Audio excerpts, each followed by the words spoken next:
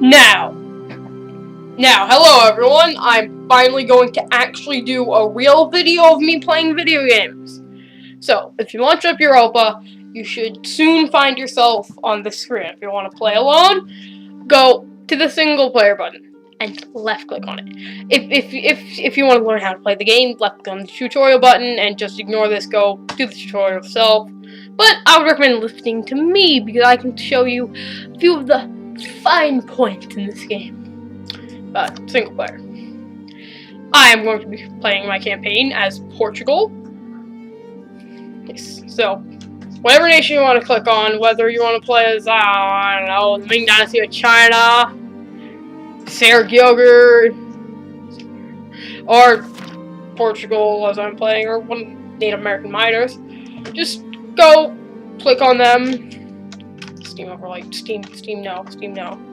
Okay, but just go left click on them, then hit the play button. We will be playing in normal mode because Iron Man mode does not allow you to save properly, and that's not good. But you can only earn achievements in Iron Man mode. But we're gonna be playing as normal mode because achievement, who needs those? Okay. Portugal starts out, I'm not gonna say interestingly. Well, yeah, they do start out very interestingly. They have an overseas territory in Africa, even though the capital's in Europe. This little guy, Ceuta, see. Expect me to absolutely destroy the names. They also have the Azores and Madeira. So these nice two islands, good for colonizing from. And even more unique, Portugal starts with an explorer. Explorers can be used to chart previously uncharted territory, so I could send this explorer. Yeah, let's send him down the West African coast. But first, let's actually figure out how to play the game. Well, first thing you should do, right-click on your own nation, check if you start with any allies. Portugal starts with an alliance and a royal marriage with England. This is good, because alliance with England is nice. England is fairly big. They have Normandy, Calais, Gascon, and Mead, and of course England and Wales. That's nice. England's a good alliance to have. But England's not enough, you see. I'm surrounded by Castile, and even though having England as an ally is nice, their little boats, their pretty little boats, will not save me from Castile, because they can just march troops by heretic. So, turns out, Castile does want an alliance because they're friendly towards me. A few different attitudes. Friendly means they want an alliance, neutral means they don't care about you. Rival means they absolutely hate you. More rivals. Neutral. Yeah, a lot of neutrals around here. And a few friendlies. Friendly is good, because that means you can send an alliance to them, and they will likely accept.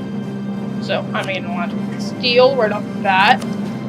And royal marriages, they're also a nice thing. Also, by the way, right-click on nation to bring up this little diplomatic menu. It's very important.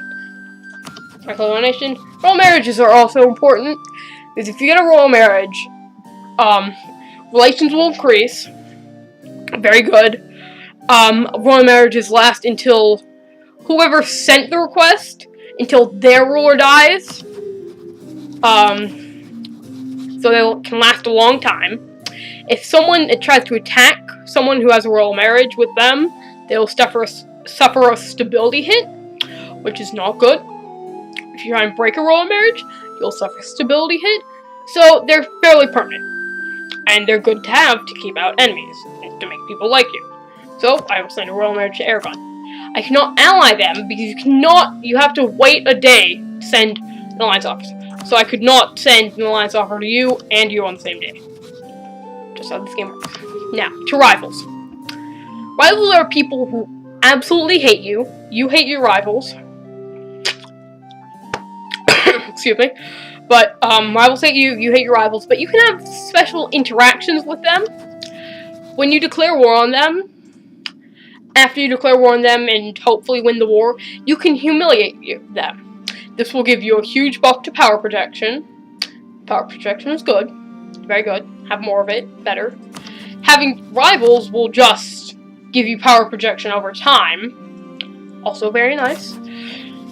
And, what else? Oh, you can issue embargoes without a penalty. Embargoes hurt their trade power in any province you have trade power with.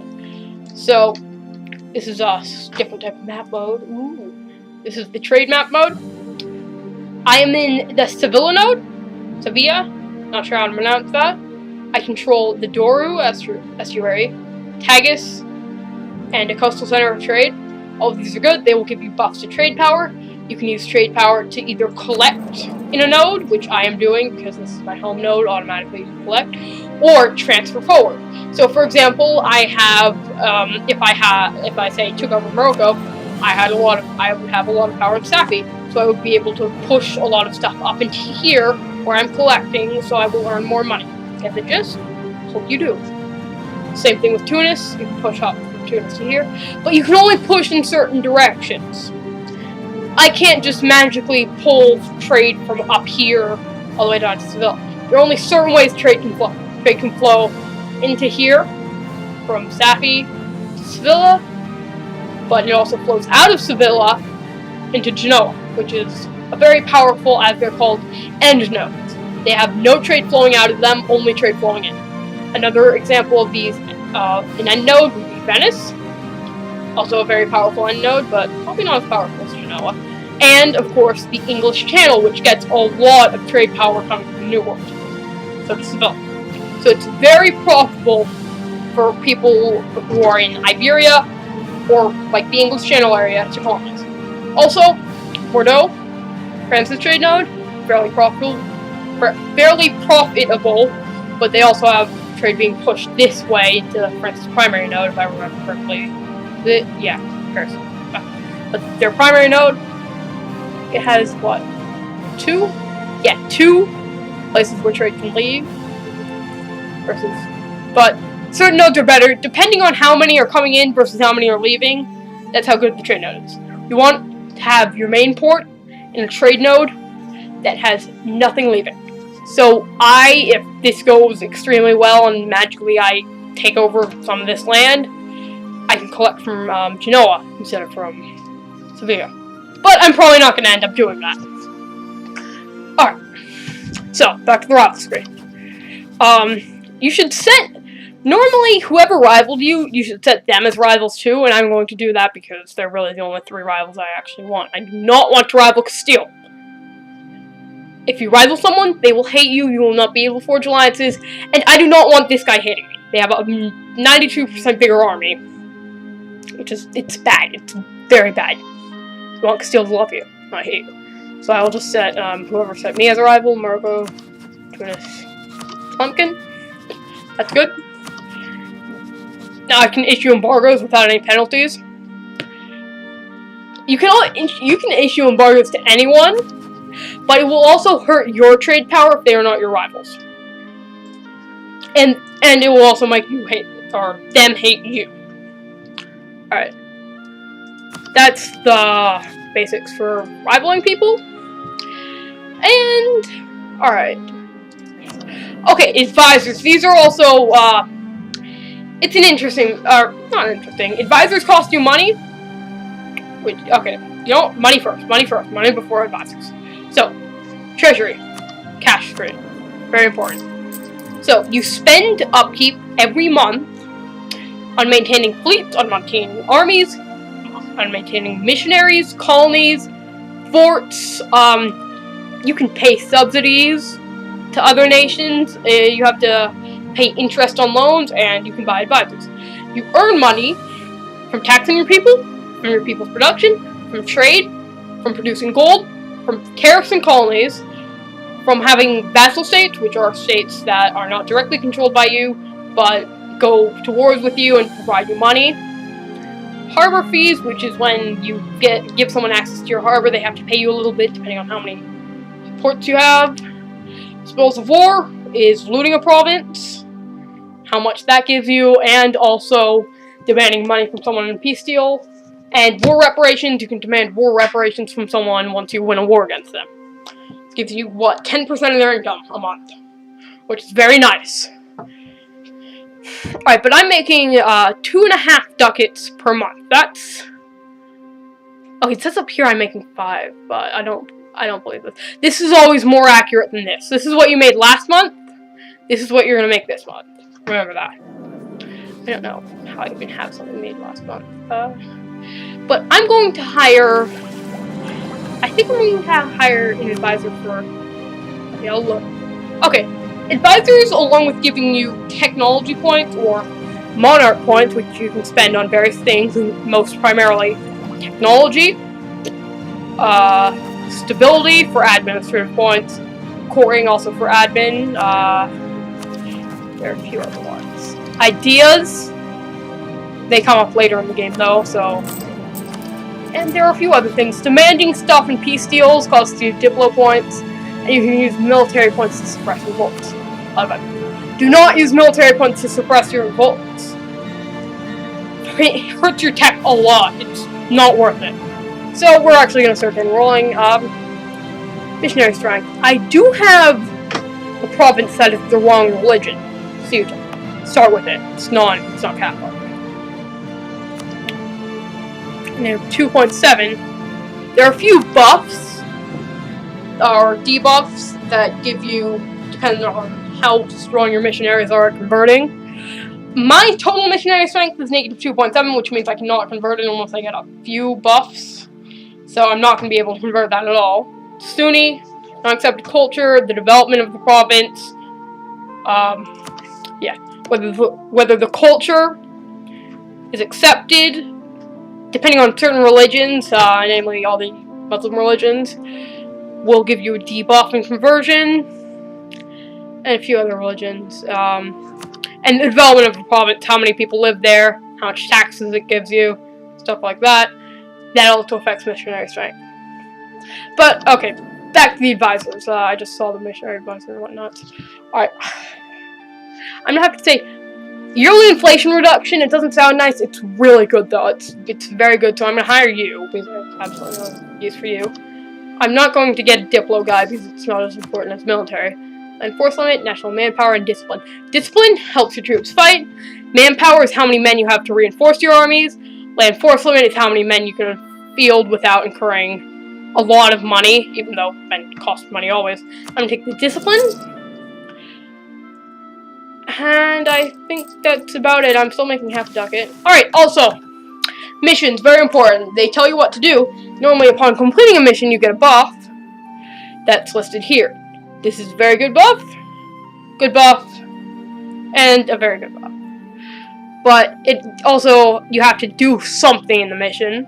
So for this mission, I have to get a prestige, or my prestige, up to 50, I think? Yes, 50.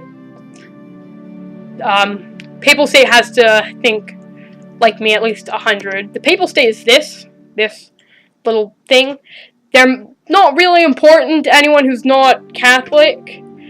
But for Catholics, papal influence is a special mechanic.